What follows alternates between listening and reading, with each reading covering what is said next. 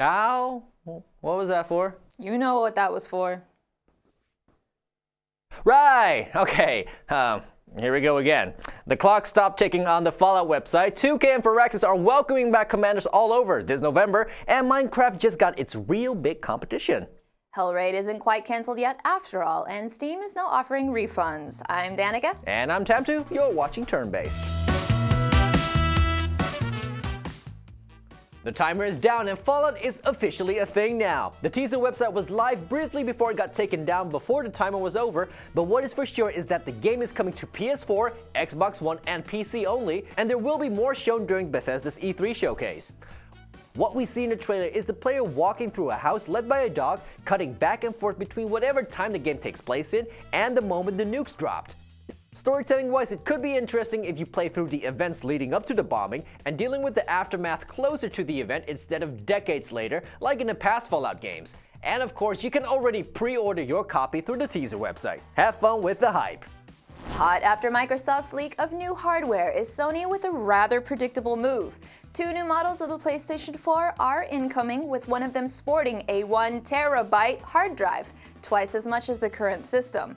It's already been possible to swap to a bigger and/or faster hard drive yourself, but now you can save yourself the small trouble.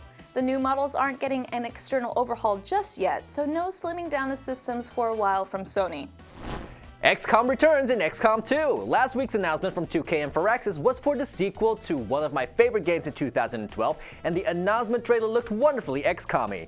The game takes place 20 years after the war against the alien invaders, and a new world order called the Unification was enforced by Advent, the company teased last week. New features of the tactical action game include new classes, a loot system, and a new map-generating engine, and introducing mods for the PC-exclusive title. We'll definitely try to catch a glimpse of it at E3 before the game comes out in November this year. In a Nintendo Direct Micro Edition last Monday, the company announced a couple of upcoming titles for 3DS, reintroducing us to Chibi Robo for the current generation of Nintendo hardware, of course accompanied by matching amiibo. They also showed a new Dr. Mario game, Project Treasure, the Bravely Second localization, and Pokemon Super Mystery Dungeon, which seems to be the ultimate version of the Mystery Dungeon game with over 700 Pokemon included this time.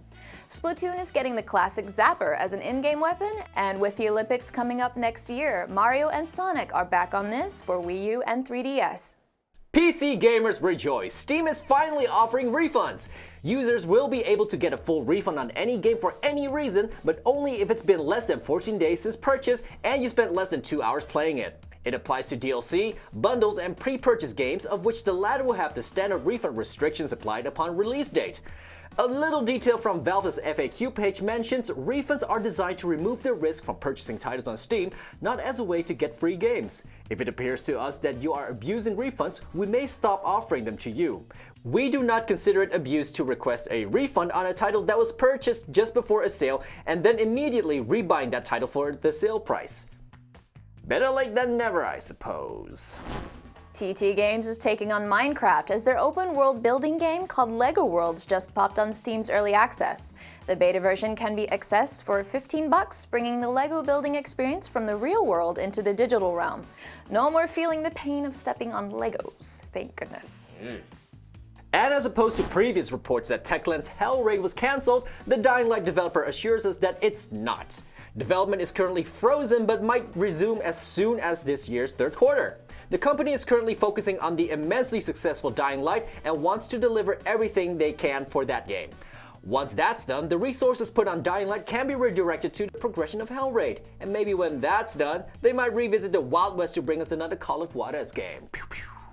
And lastly, Dark Souls 3 is set to make an appearance at E3, according to a source familiar with the matter. The rumors go that it will be announced during the Sony E3 conference on Monday, June 15th, because we all know we need more games to die in over and over and over and over and over. Until then, it's time for us to bring you this week's loot list. New month means new free things from Xbox games for Gold and PlayStation Plus. Coming to Xbox players with games for Gold is Double Fine's Massive Chalice, bringing fantasy-themed strategy to the Xbox One, and again Pool Nation FX also for Xbox One all month. The Xbox 360 offerings include excellent Eidos titles Just Cause 2 from June 1st to the 15th and Thief from June 16th to the 30th. Meanwhile, over on PlayStation Plus, the lineup brings Metal Gear Solid 5 Ground Zeroes, Skulls of the Shogun Bonafide Edition to PS4, Super Exploding Zoo and Futuridium EP Deluxe on both PS Vita and PS4, and earlier mentioned Call of Juarez Gunslinger and Cloudberry Kingdom to the PlayStation 3. After an epic launch event in London, Heroes of the Storm leaves beta this week, and everyone can now get into the fields. Maybe even catch a few matches with Robert and Nasira from our stream team. The 3DS gets simulation RPG Lord of Magna Made in Heaven, where the battle system basically tells you to bowl over as many enemies as possible with a single strike. It looks so adorable. The PlayStation 4 version of The Escapist is out this week as well, alongside the digital version of Class of Heroes 2G for PS3. Non-combat MMO Wander for PC and PS4, platformer Adventures of Pip for PC, Mac, and Wii U, and from the studio that brought Deadly Premonition comes D4, a bizarre murder mystery story from Axis Games.